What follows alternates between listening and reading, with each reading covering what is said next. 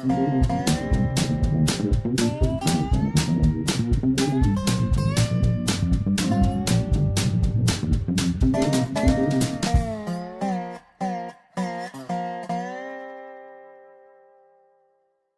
is Dave Monk, your Prairie Monk, WAFT Champaign, 90.1 on your FM dial. And Dave on the board. This is Sunday, January the 14th, 2018, and this is the Prairie Monk Show, WEFT's weekly look at the environment and rails, trails, greenways, and today we're going to be talking about some street planning here in Champaign. Yes, and Illinois Nature Preserves Commission meeting. Yeah, a lot of information here, if I can struggle through it. The Neal Street corridor has been of concern for many, many years. It's a corridor that runs off of 74, which is a highway, with a cloverleaf, and then comes down to Champaign. When Neal Street hits Washington Street, the corridor is rather narrow. And there's a bottleneck there. There's not a lot that can be done at that point, but the corridor could be improved for sort of economic value. So there have been several meetings about this corridor and some contractual planning. The planning has come up with a lot of input from citizens, and they've come up with three scenarios which are fairly much a working situation where they're using these three scenarios to give you something to bite into, and it may be that out of those three scenarios they combine them in various ways and leave off things in various ways to come up with a solid plan.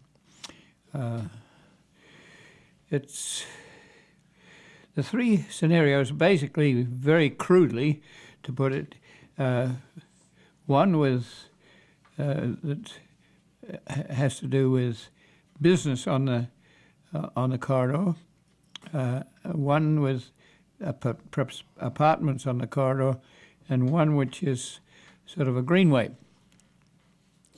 That certainly is putting it very crudely, because these are fairly large plans, and there are many details there. Some of them involve sidewalks, some of them involve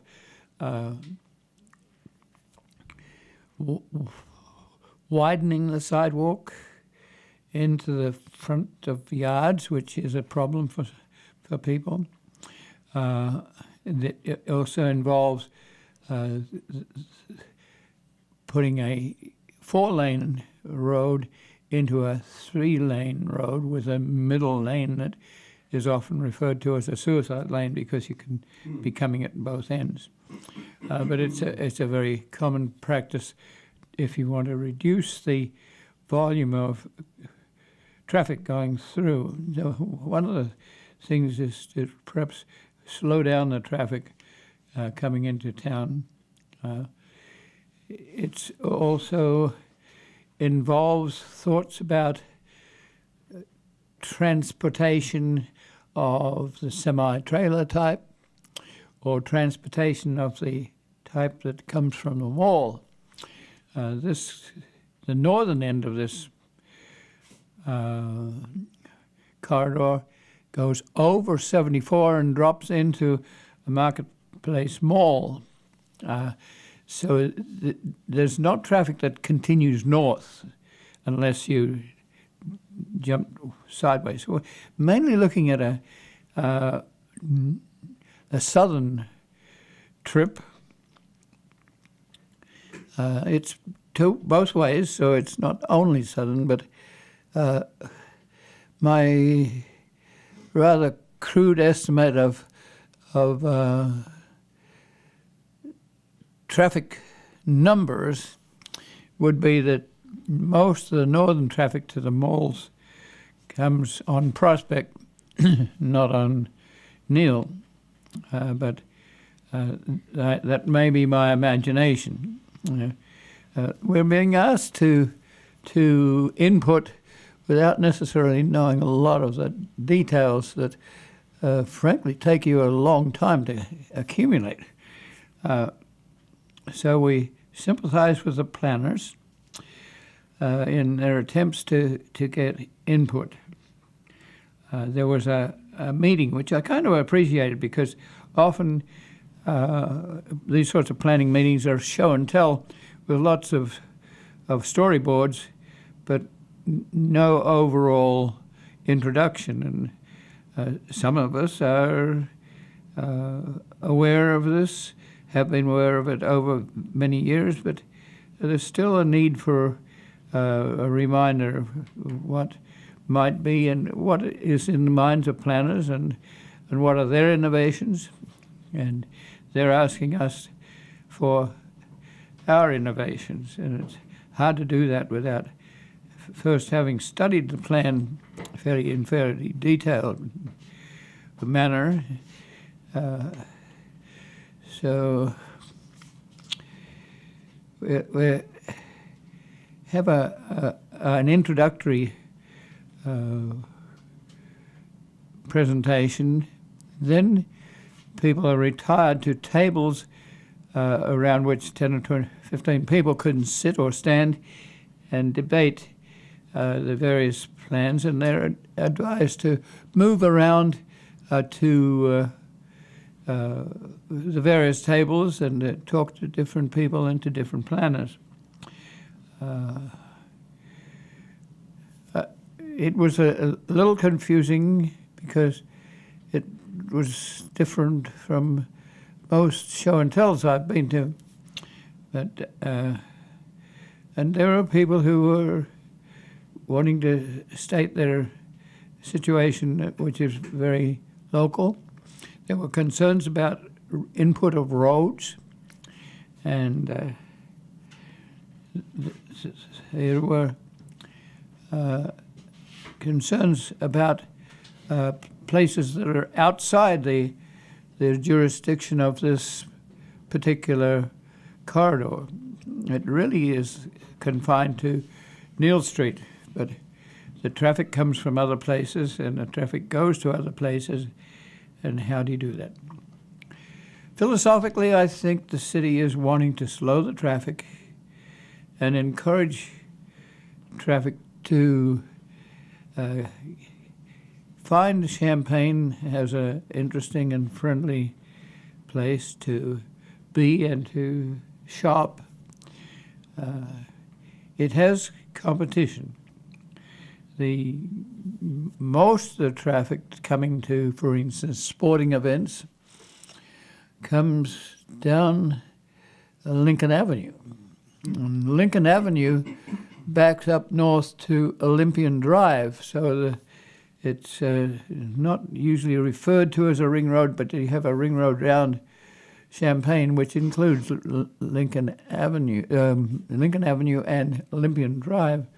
So heavy traffic can come down there. It's only recently been completed to Olympian Drive. That traffic can go south. It can go to University Avenue, or it can go south past the university if it's a sporting day. That seems to be the more logical side for traffic to come into Champaign. The university is a little on the west side of Lincoln Avenue, and it's certainly Neal Street is rather far across from the sporting events venues and places like that. There are two bicycle way potentials being discussed. One comes from what used to be Kmart, that people know as Kmart for a long time, follows the boneyard down and has to cross Canadian National somewhere. That's one cross venue. Then there's another site where the old Wabash Railroad, just north of the post office, could go northwest toward Mahomet and Bloomington, or there's another branch that goes to Monticello and Decatur. This is the endpoints of these corridors are far outside the jurisdiction of this planning event. And so my interest is in the connectivity of bicycle ways, and we have put a lot of effort into various communities to have bicycle ways, safe bicycle ways, and regional planning has been involved in that, but mostly at the local level. I'm interested in how you get bicycles from Danville to Champaign-Urbana to Monticello to Decatur. It's not easy, and especially not easy to go through Champaign. So how do we input to a plan to cross Neal Street with the bicycle way? Neal Street is, frankly, fairly heavily trafficked, and walking and bicycling is not easy. You have to find your way around through the streets that are less traveled. I have in mind a plot of land that is about 1.5 acres, and it's west of the post office. It is on what used to be called the Wabash line.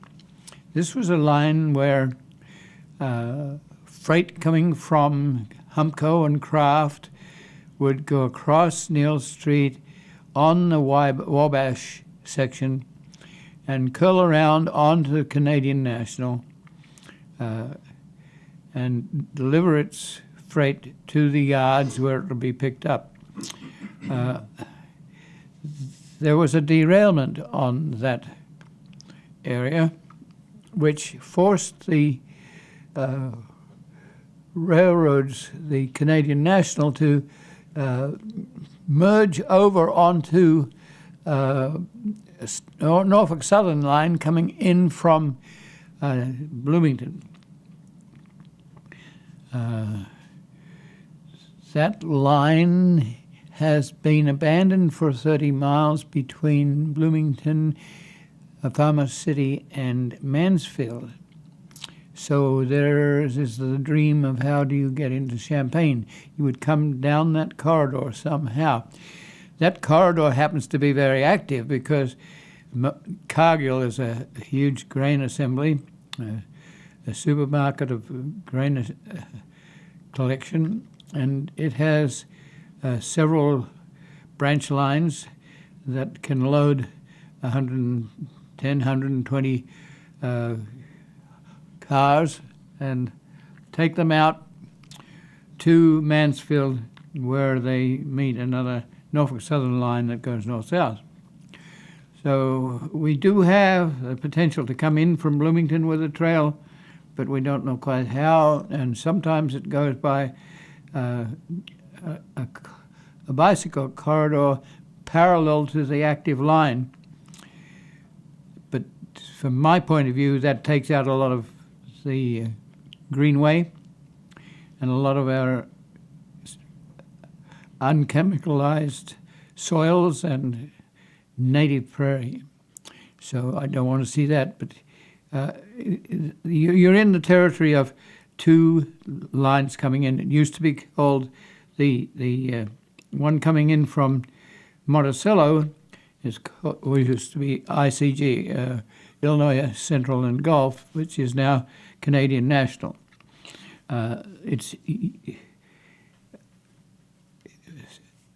We have a new it's 5 years old corridor board there called the Champaign, Havana, and Western Historic Railroad. And the attempt there is to get historic trains from Monticello into Champaign.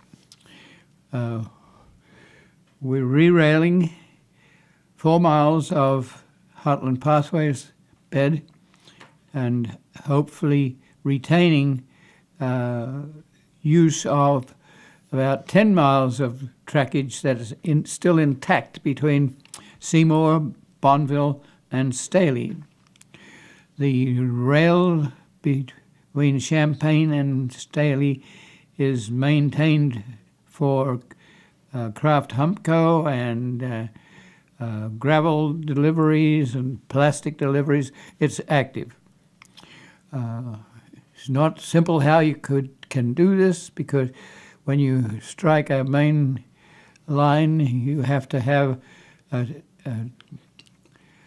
a pilot to handle a train, and that gets to be costly. So, but with a few dreams and incomplete thoughts involved, the area just west of the Champaign Post Office, between Neal and State and Randolph, there is some open space. It's about an acre and a half, and it could be a place where historic trains could park. It could also be a trail, a rest stop for trail people coming through from the Kickapoo Trail. And we've talked about this before.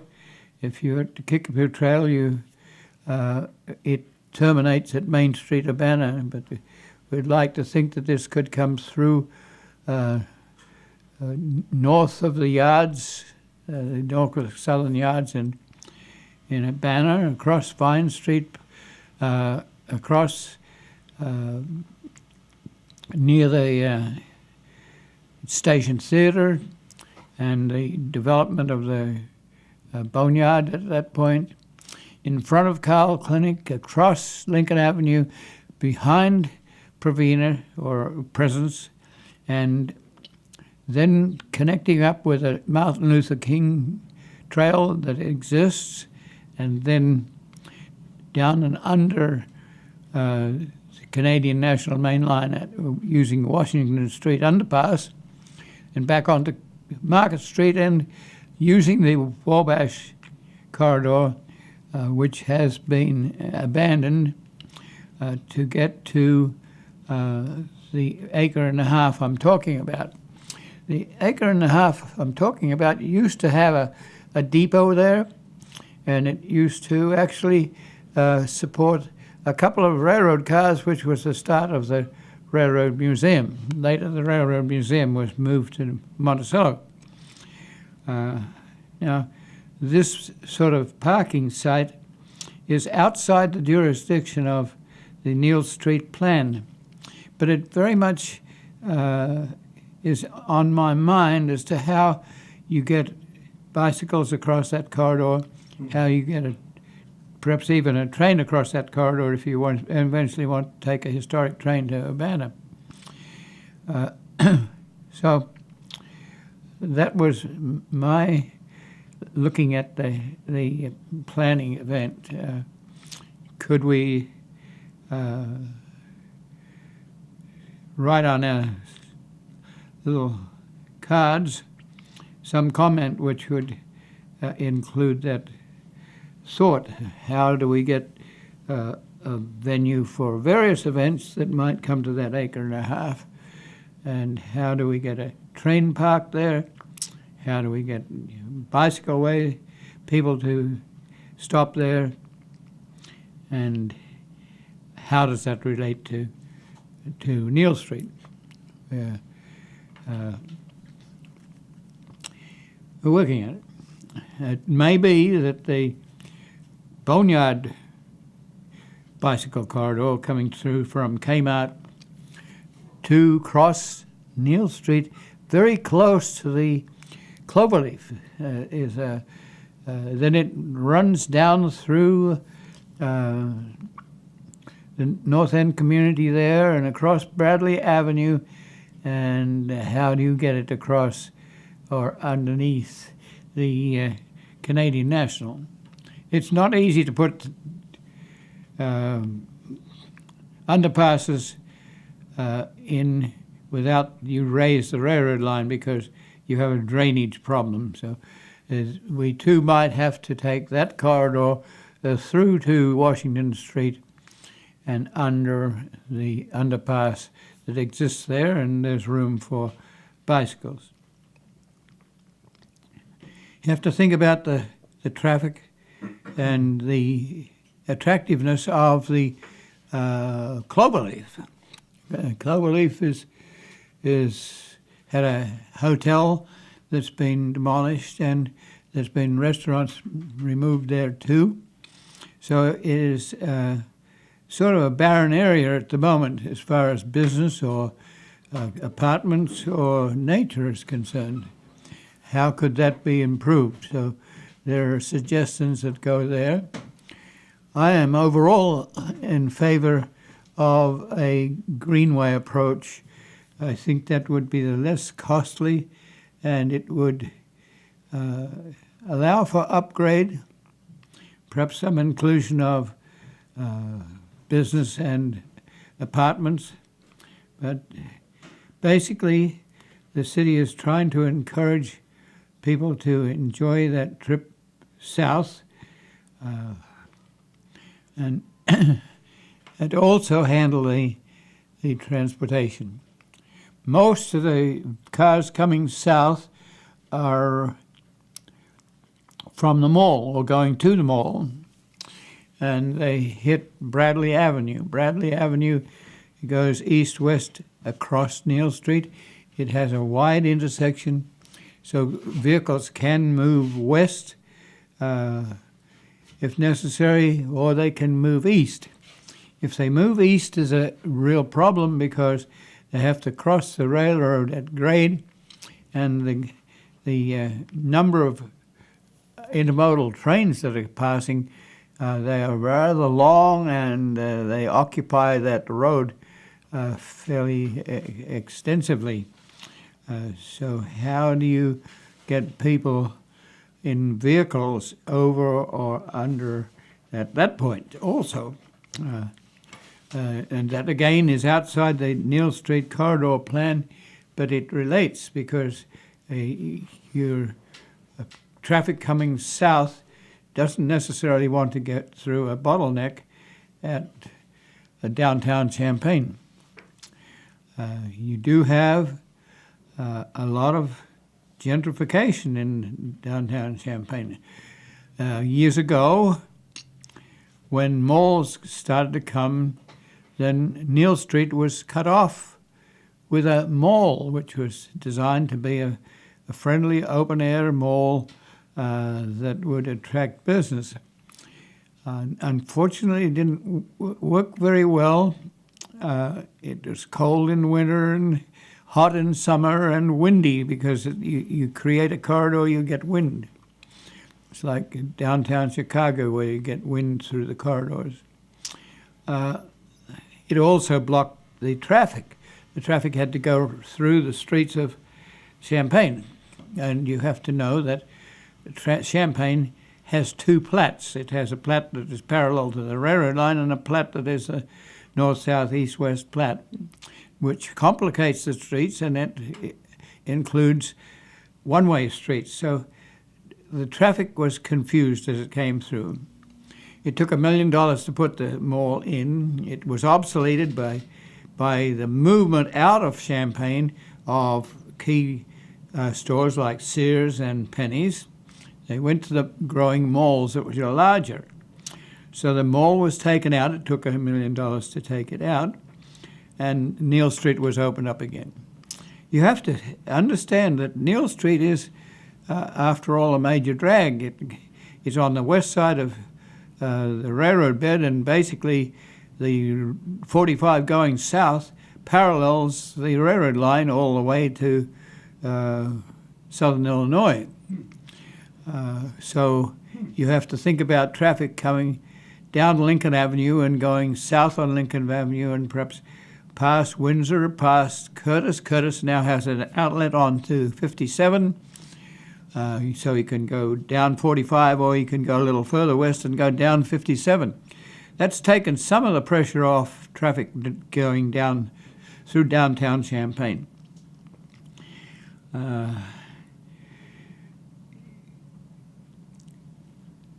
You can even take, if you come off of Lincoln Avenue, you can go right south all the way to Coles County, and further south without coming across to Canadian National and to 45 or 57.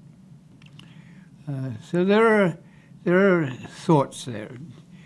How does something like MTD fit into this? They have buses. They have to park their buses somewhere. It's a narrow street. Where do they park to pick up people? They also are transportation people. A form of alternate transportation is bicycle ways. And how do you handle that? So MTD has a location in Urbana, which was on what was the old roundhouse for turning engines around. And they're right adjacent to the yards, so that they also carried bicycles. So you could understand how we could have a corridor across Champaign-Urbana where you could travel east and west across Neal Street without getting killed. It's an issue that needs attention. So there are also other narrow roads that could be utilized some, but they have narrow accesses and entrances. There's also a school system there, and a park, and it's difficult to look at a park and perhaps say we can utilize some of that for traffic, and that was not suggested. I was glad to hear that. But you do have a difficulty at Bradley, and also as you come closer to Champaign. We wish the planners well. We've left our notes, and they were writing notes and listening, and this is not an easy thing to do. It's a town that grew up like Topsy, with sort of ideas that came with early commercialization with the railroad line. So a lot of things are parallel to the railroad line. The railroad line is still there. There are vacated railroad lines. It's a complex thing, and Champaign County is not well drained, so you have to figure on things like a big dig, which takes a population of people out. You have to know that the north end, which was mainly black, had the sort of friendly atmosphere where each one teaches one, and it's a huge family. That has somewhat dissipated, and Latinos have moved in for a while. Title VIII people coming from Chicago have some right to occupy territory in Champaign-Urbana. So the community is in dynamics. We encourage you to be excited about this and not too bothered by the fact that it doesn't always work. This is one of those things that is open-ended and will be in concern for perhaps 100 years or more. But I do encourage you to be looking at this plan and seeing how you would vote for its institution and what parts of it you could agree with and not agree with. It has overall connotations for Route 57 and Route 45 and Route 74. My vote is for walkways and greenways and some business, but not wall-to-wall business corridor, a little bit like you see on University Avenue, where there's 5-story high buildings almost right up onto the road without any setback. We need a little bit of setback to give us room to think and dream and see some green space.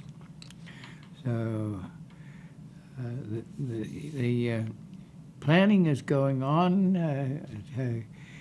Contact the city and see what you can add to the event. Not easy work. I wanted to say something about the Illinois Nature Preserves Commission meeting coming up on January the 23rd. It will be at Springfield, which is reasonably accessible.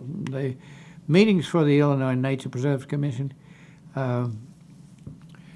vary around the state, so at some stage you might be looking at a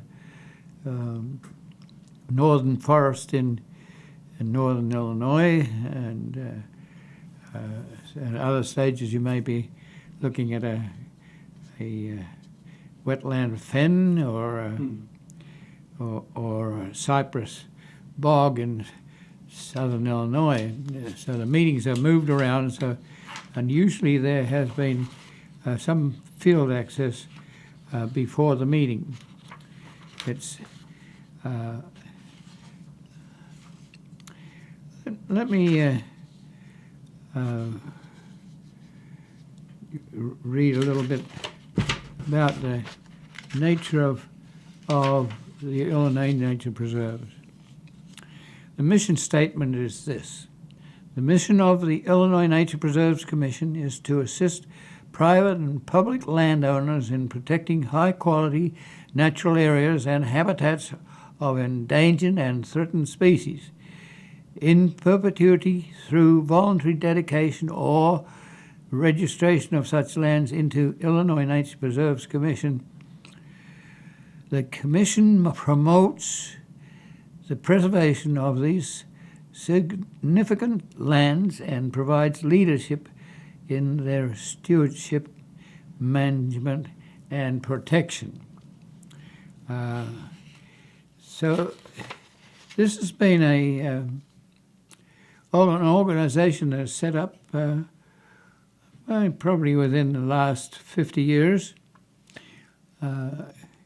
It's set up with large input from the Natural History Survey and people associated with it. University professors like Dr. Charles Kendi, who is an ornithologist, Larry Brillis, who is a professor of botany, and others who have pushed this into action. A lot of independent people who are out there interested in natural areas. It has a symbol of a cardinal, and you'll see it on certain places nearby. Prospect Cemetery, for instance, is dedicated to the Nature Preserves Commission dedication. I'll elaborate on this a little bit. I'll read the next piece of their mission, which is protecting natural treasures. A tapestry of nature's treasures is protected in Illinois by a nationally acclaimed program called the Illinois Nature Preserves System.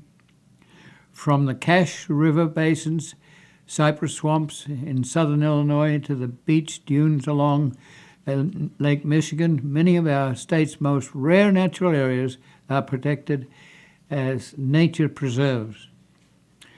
These last remaining remnants of our state's natural heritage are almost all that is left of the way the state looked in the early 1800s.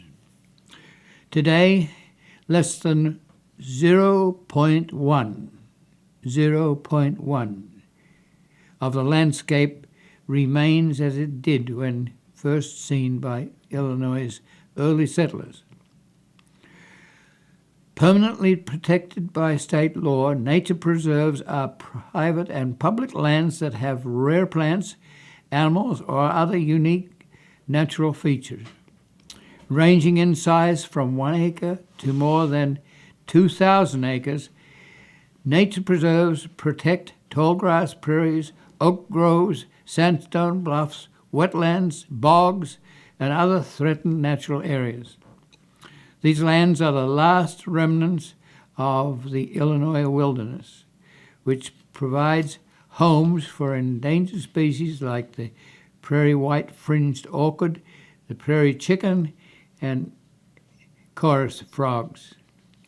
Without this protection, many of these exceptional areas would be lost forever.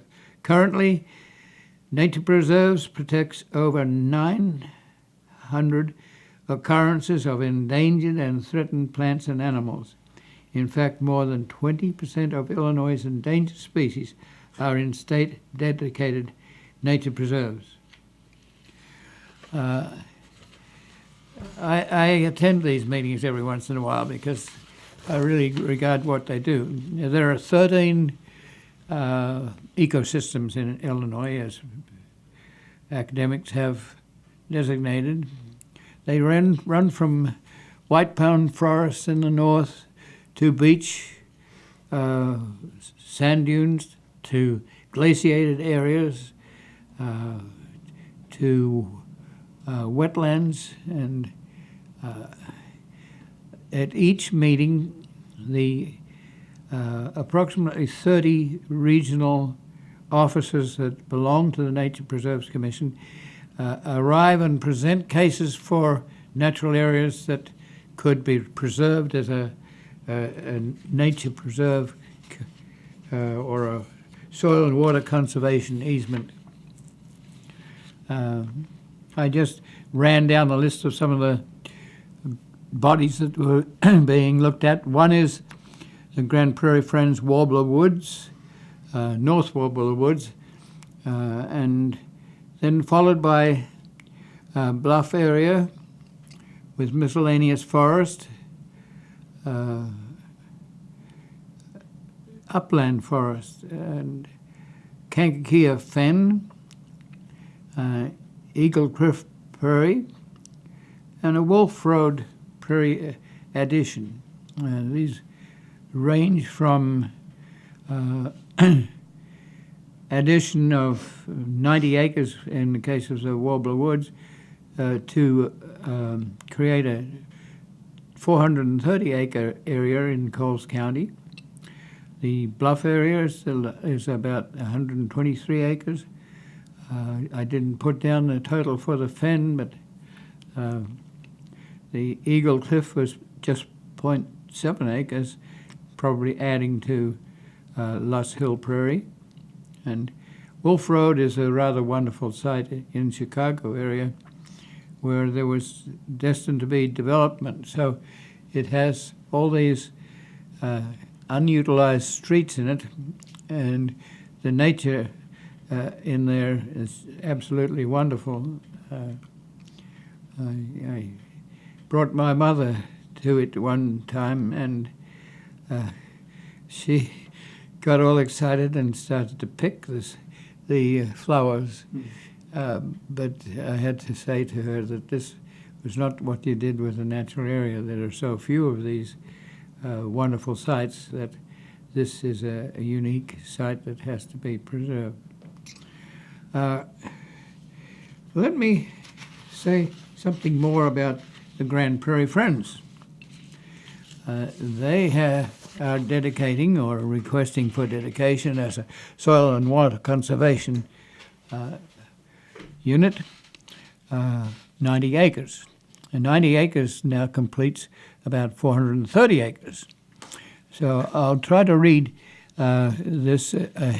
It's very lightly printed. Grand Prairie Friends seeks approval for the permanent registration of the 90 acres of Warbler Woods North as a land and water reserve. Warbler Woods North is owned by the Grand Prairie Friends. It is located in the Grand Prairie section of the Grand Prairie Natural Division. Natural communities found at Warbler Woods North qualifies as a land and water reserve because it provides a significant ecological function between two permanently protected parcels, Warbler Woods Nature Preserves and Umbra Ridge Land and Water Reserves, to create a contiguous 431 acres of forest. Results of the breeding bird survey at Warbler Woods North conducted in 216 listed 29 species of breeding season. I'm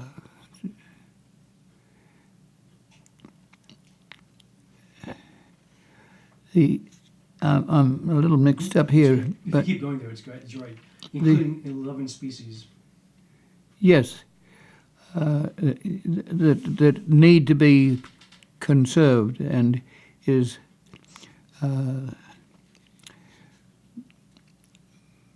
many of those species, or at least 5, I think I read in here, were species that are sort of on the endangered list.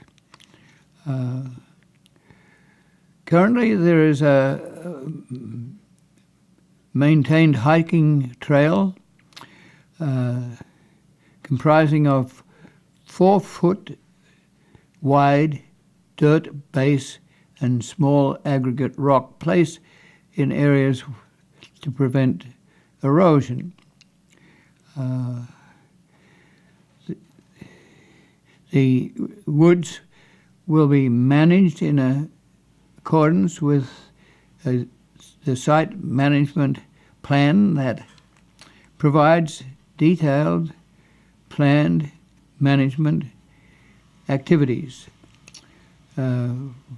Removal of invasive plant species and prescribed fire are the main strategies that will be employed to maintain biodiversity and forest structure.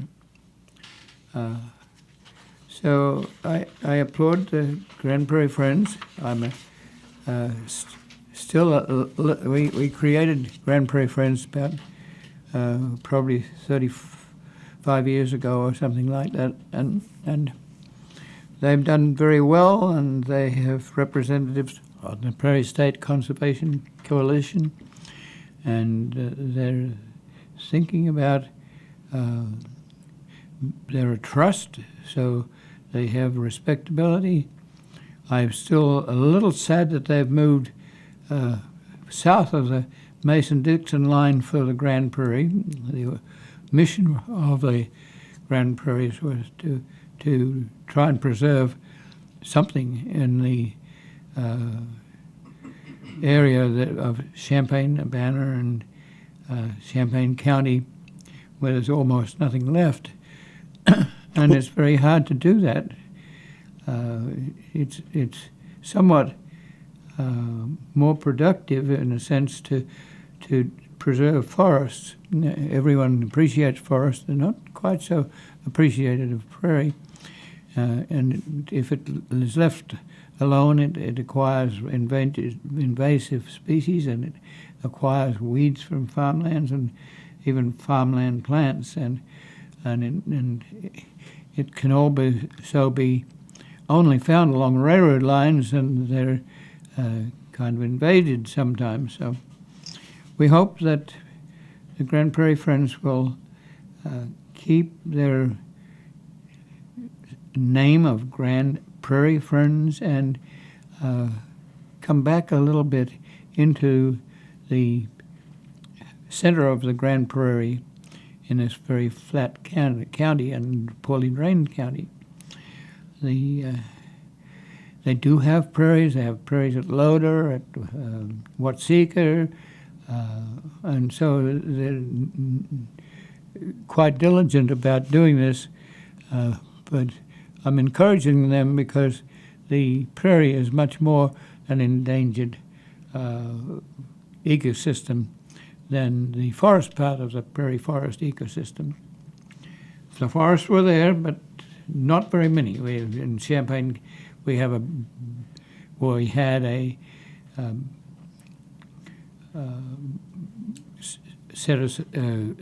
forest that was includes brownfield woods, treeless woods, perhaps Busey woods. It was biodiverse area. There, probably because it was drained a little better when you have a moraine and a river running from that moraine. So the like of brownfield woods has perhaps 65 species of trees. So the forest was a part of the prairie forest ecosystem. The one we have is called the Big Grove. It was where settlers first settled because there was wood for creating buildings. There was protection by the forest from the wind and also fire. And it was a place where you could live and breathe, and the prairie around it was often very swampy, and malaria was a problem. So we do have a need to preserve forested areas, but we also have a great need to preserve our modest prairie ecosystem. There's been a lot of attempts to recreate prairies, like at Meadowbrook Park and other places. And 10 minutes. So you can simulate a prairie, but the 100 species, once you get past 12 and 24 and 36 and perhaps 50 species, you're finding it hard to recreate a prairie. And you had to have a good prairie, you need a lot of acreage, like 10,000 acres or something like that, so that you will have a range of habitats into which the plants can grow and find their resources that they find helpful. If you're on a moraine, for instance, the cordgrass will be at the bottom of the ecotone. There'll be a big blue stem and Indian grass at a mesic level, and then on top of the ridge where there may be a xeric soil, little blue stem will survive, along with a bunch of plants that are almost the same as the mesic size, but they're much smaller, and they have their feet in loess, which was a wind-blown soil blown across from dried-up glacial meltways, and that can be very dry soil in the summer, very wet soil when you get rainfall on it. And so those creatures know how to survive. Along with all the plants are the animals, the insects, the small mammals that we would like to encourage. So I am still wanting to see that those areas are preserved. One of them is that we work on a lot is the Pope Prairie at Rantoul, just north of the cemetery at Rantoul. We are also, as Heartland Pathways, we've been encouraging preservation along railroad beds, and that for us has been an interesting challenge. When you acquire land like a railroad bed that's been abandoned, you don't always know exactly what you can do to preserve the prairie. Trails help to preserve the prairie, so you have the like of the Kickapoo Trail that is basically a recreational trail with a deal to preserve the railroad right-of-way. But that's the only place where we have a reasonable prairie in Champaign County, and so we talk quite a bit about having a narrow trail, and I'm interested to see that the Coles County application for working with the Nature Preserves Commission is a 4-foot dirt trail, compared with perhaps a 14-foot wide trail with bitumen or crushed limestone. So last week we talked about the possibility of working with a 21-acre piece of land adjacent to Route 72 near to Monticello, owned by the Monticello Railroad Museum, and planted to CRPS, Conservation, Preservation and Resources, I think it's called.